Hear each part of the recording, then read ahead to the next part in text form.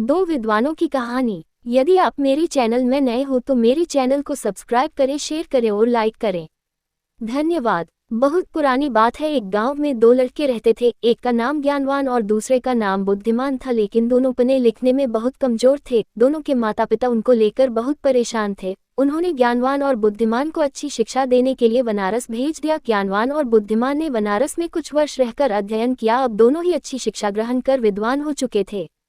विद्वान होने के साथ ही उनमें इस बात का घमंड भी आ गया था कि वे बहुत विद्वान हैं। हर जगह दोनों ही अपने को अधिक श्रेष्ठ और दूसरे को नीचा दिखलाने का प्रयत्न करते थे। दोनों को कई बार उनके शिक्षकों ने इस बारे में समझाया, किंतु दोनों अपने को ही श्रेष्ठ समझते थे। शिक्षा खत्म होने के बाद दोनों को बनारस से अपने गांव वापस लौटना था। रास्ता बहुत लंबा था। चलते चलते उन्हें रात हो गई और उन्होंने एक गांव में अपना डेरा डाला। गांव के जमींदार को पता चला कि उनके गांव में बनारस के विद्वान आए हुए हैं। जमींदार साहब ने दोनों विद्वानों को रात्रि विश्राम और भोजन के लिए अपने घर आमंत्रित किया। ज्ञानवान और बुद्धिमान दोनों जमींदार के घर आ गए।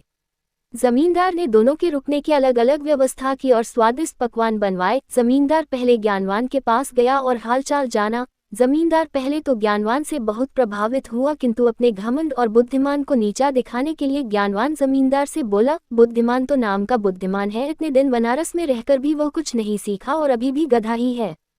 ज्ञानवान की बातें जमींदार को अच्छी नहीं लगी। ज्ञानवान से मिलने के बाद वह बुद्धिमान से मिलने गया। बुद्धिमान में भी ज्ञानवान की तरह ही बातें की और कहा, ज्ञानवान को कोई ज्ञान नहीं है और वह तो बैल है जिसे कुछ नहीं आता।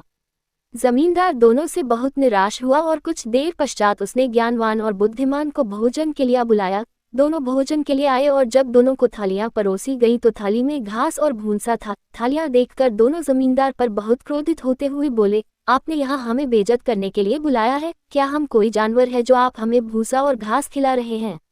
जमींदार हाथ जोड़कर बोला, मान्यवर, आप विद्वान हैं और मेरे मेहमान हैं। मेरा उद्देश्य आपके बेइज्जती करना नहीं है। आप दोनों ही विद्वान होकर एक दूसरे को बैल और गधा बोल रहे थे, इसीलिए बैल और गधे का जो भोजन पसंद है मैंने आपको भी वही भोजन परोस दिया।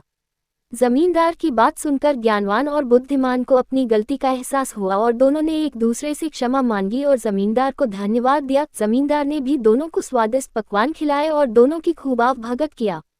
शिक्षा। कोई कितना ही बड़ा विद्वान क्यों ना हो, अगर दूसरे को नीचा दिखलाने का प्रयत्न करता है तो उसे भी नीचा देखना पड़ता है। पूरी कहानी सुनने के लिए धन्यवाद।